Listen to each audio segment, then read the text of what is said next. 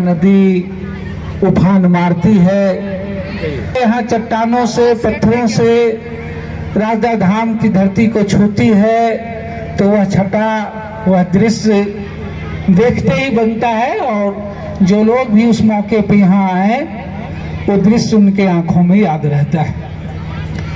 और इसीलिए हम सब लोगों की कोशिश थी कि यह राजदा धाम जो एक प्राकृतिक छटा का सुंदर जगह है वो और बेहतर हो, सुंदर हो, लोगों के आकर्षण का और केंद्र बने।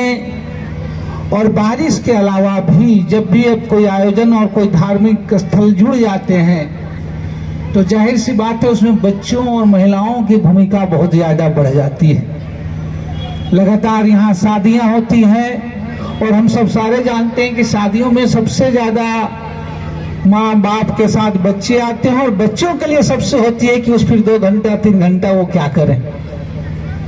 इस तरह के पार्क बनने से समझिए कि ये पार्क तो जरूर नेचर पार्क है लेकिन सबसे ज्यादा इसमें बच्चों की ही सुविधाओं का ध्यान रखा गया है।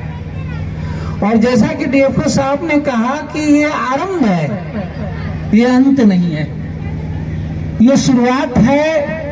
और इस शुरुआत के साथ ही जब हम लोग शुरू किए थे, हम तमाम लोग यहाँ थे, तो उस समय भी हम लोगों की रूपरेखा नहीं थी क्या बनेगा, नहीं होगा, कितना नहीं होगा। बनते बनते कई चीजें बेहतर हुई, कई चीजें जुड़ी और आज उद्घाटन के साथ ये चीजें खत्म नहीं हो रही है, ये जुड़ने की प्रक्रिया की जो है ये शुरुआत हो रही है कि और ये चीजें बेहतर होगी और ये ज्यादा सुंदर होगी।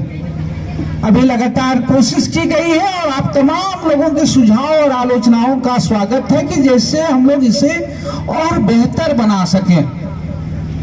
लगातार घास ग्रास से लेकर के पूरी कोशिशें की गई है ये चीजें बेहतर हो, सुंदर हो। यहाँ अभी सोलर लाइटिंग का भी जो है वो प्रबंध का वह भी प्रस्ताव जो है रखा गया है। अभी हम लोगों की कोशिश, अभी तो आप जो देखेंगे कि जो बना है, इसके अलावा जो है एक मिक्की माउस का भी जो पूरा एक यहाँ सेटअप लगे जिससे बच्चे जब आए तो उनके लिए भी इंटरमेंट टैकलिंग का हो जहाँ बच्चे उछल कूद कर सकते हैं। तो इस तरह की तमाम जो कोशिशें हैं वह भी हो जाएंगी। इसमें पूरे सीसीटीवी कैमरे लगेंगे, पूरे साउंड सिस्टम लगेंगे जहाँ सारी चीजें हो।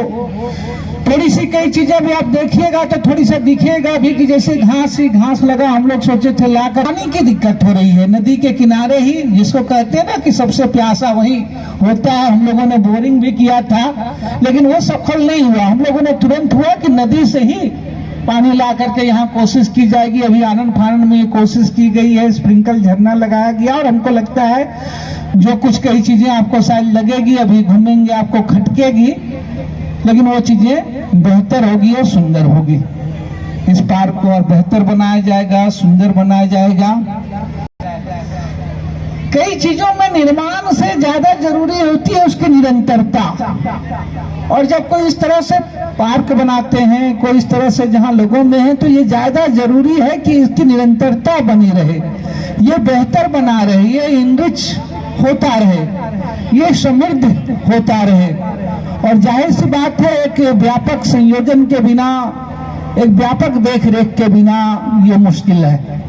लेकिन हम सबको खुशी है, हजारीबाग पूर्वी के जब से बने हैं डीएफओ लगातार तमाम कर्मियों हजारीबाग पूर्वी के लोगों के देख रेख में ये चीजें बेहतर होगी, इसका संचालन होगा, ये ठीक होगा। और सिर्फ यही नहीं, हम लोगों की कोशिश है कि बेहतर सुंदर बनाया जाए। और इसलिए आपने देखा और बिल्कुल सकारात्मक लागत से पीछे आगे आपने देखा कि नदी के किनारे जिस तरह से घाट, लाइट, सीढ़ी, कुर्सी लगाई गई, एक और हॉल भी बन जा रहा है। जब भी कोई परेशानियां हुई मैं धन्यवाद देता हूं मुरली जी को, उन्होंने बताया कि जब भी इनकी जानकारी में आई